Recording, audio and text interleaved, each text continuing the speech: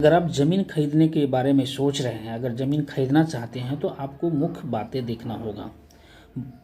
उनमें से आपको खतियान देखना होगा और पंजी 2 देखना होगा।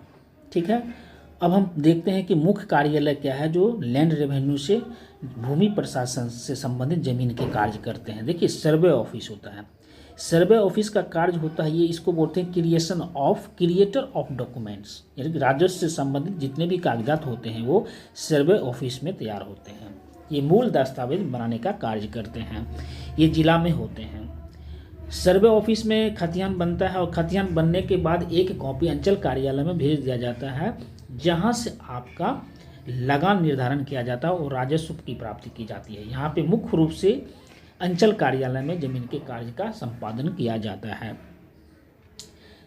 उसके बाद आप देखेंगे रजिस्ट्री ऑफिस। तो रजिस्ट्री ऑफिस में ज़मीन का खरीद बिक्री की जाती है, जैसे लेखकारी हो गया, लेखधारी हो गया, इसकी खरीद बिक्री की जाती है। खरीद बिक्री करने के उपरांत आप जाकर के मोटेशन कराते हैं, दाखिल खारिज करवाते हैं अंचल कार्यालय से। आपको मूल दस्तावेज ये तीनों ऑफिस में जाके मिलान करना होगा, रजिस्ट्री ऑफिस में, खतियान सर्वे ऑफिस में और अंचल कार्यालय में। अब उसके बाद खतियान जो आप सर्वे ऑफिस से देखेंगे या अंचल कार्यालय से देखेंगे, खतियान देखने के बाद आपको देखना होगा ये किस किस्म की भूमि है।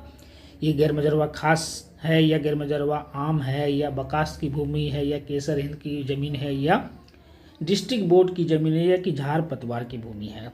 इन सब में किन ज़मीन को लेना चाहिए या रेती भूमि है, किन ज़मीन को लेना चाहिए, हमारे अगले वीडियो में इसका डिटेल मिलेगा। उसके बाद खतियान देखने के बाद संतुष्ट हो जाते हैं किन ज़मीनों को लेना चाहिए। उसके बाद खतियान के बाद देखिए क्या उसका लगान रसीद निर्धारण है, अंचल कार्यालय में क्या उसका लगान निर्धारण है, मोटेशन किया हुआ है, दाखिल खारिज हुआ है। उसके बाद आप उसको खाता खेसरा का मिलान कीजिए। देखिए, जैसे पिता और पुत्र में जो अंतर है, जैसे पुत्र 1, 2, 3, 4 भी हो सकते हैं, तो पिता पुत्र के जिस तरह से संबंध है उसी तरह से संबंध है खाता और खेसरा से। एक खाता में कई खेसरा हो सकता है, कई प्लॉट हो सकता है, लेकिन सारे प्लॉट का एक ही खाता होगा। यानी कि अगर एक मौजा में एक खाता है 280, तो इसके बहुत सारे प्लॉट हो सकते हैं, खेसरा 1, 2, 3। तो आपको खाता और खेसरा का भी मिलान करना होगा।